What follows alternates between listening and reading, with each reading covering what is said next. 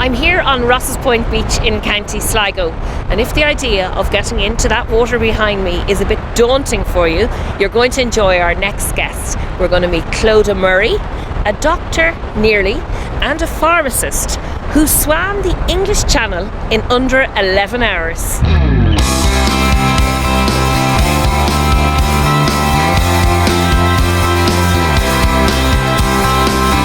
Clodagh, we're here on the beach in Ross's Point in County Sligo, and I'm just looking out at the sea and it looks daunting.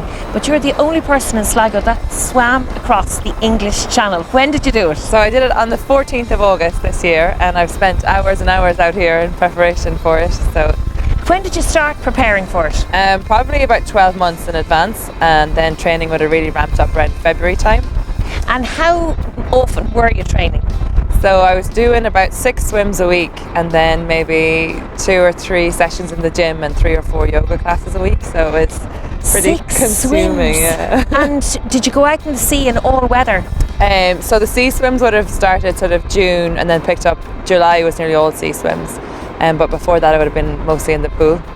Where did you get the idea to swim the English Channel? I know. So I remember as a child, there was a guy, Kieran Fitzgerald, who swam it, and I heard about him doing it. And I remember I was about 9 or 10 thinking, gosh, I think I'll do that when I'm older. And then sort of came back in. I swam a bit as a child, and then got back into open water swimming here in Sligo around 2012.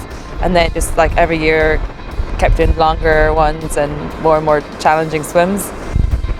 Well, I mean, interviewing somebody like you makes anyone feel insignificant, because I just want to remind our viewers that you were actually in your last year studying medicine as well. Yeah, exactly. So I was training during my 4th year of medicine, so it was quite hectic, it was quite busy, and there wasn't much time for hanging around, so I just had to try and keep everything going.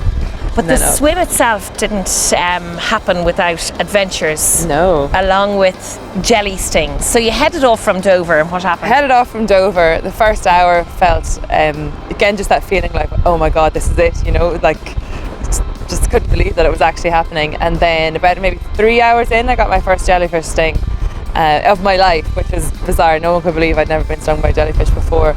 And yeah, so it was kind of a jolt. But again, you just have to kind of put it out of your mind and forget about it and just deal with it later or whatever. And then the chop picked up about 3.5 hours in, and it was really, really rough. It was choppy, it was relentless, it was windy, and I just wasn't expecting it to be that rough for that long. And I remember asking the pilot, you know, when is it going to flatten out, what's going to happen? And he was just smiling at me. so yeah, but it did eventually flatten out, and I eventually got to France. And how long did it take you? So 10 hours and 51 minutes to get from England to France. So there's definitely easier ways. Well, Ryanair is looking very attractive. How did you feel as a girl when you actually stood on French soil? It's a funny one, because you land on this thing called the Cap, and it's just a bunch of rocks. So you get there, you have to exit the water yourself, and yeah, I just couldn't quite believe it. And then my support swimmer told me, you know, it was under 11 hours, and I was just really shocked. I'd hoped to go under 12, so to go under 11 was pretty amazing.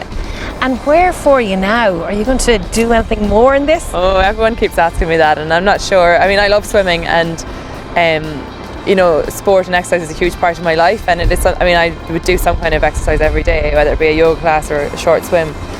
So now I'm looking forward to doing it where it's less of a chore. So, you know, at times the training, you know, it was so demanding, you felt like I have to swim 30 kilometres this week, and it becomes almost like a stressor at some times. I mean, I loved it, obviously. So I'm looking forward to just doing relaxing swims and the occasional yoga class and Pilates, and just, yeah, getting my body back to normal, because it's quite tired. Well, Clodagh, I have no doubt we'll be talking to Dr. Clodagh Murray again. Thanks so much for telling us the story. Thanks so much.